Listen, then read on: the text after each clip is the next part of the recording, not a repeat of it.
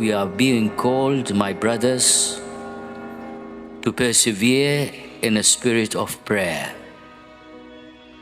And prayer is your relationship with Jesus. As you become deacons, you take on the apron of Jesus Christ, the apron of humble service to each and everyone in the community. You are being called to evangelize, to bring the good news by word, by especially through your witness. We accept and graciously receive the gift of your Catholic presence, universal presence of the Catholic Church.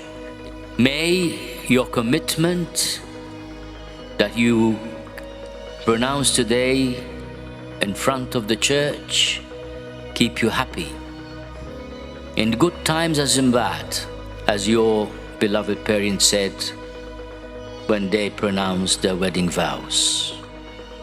Yours is also a commitment for life.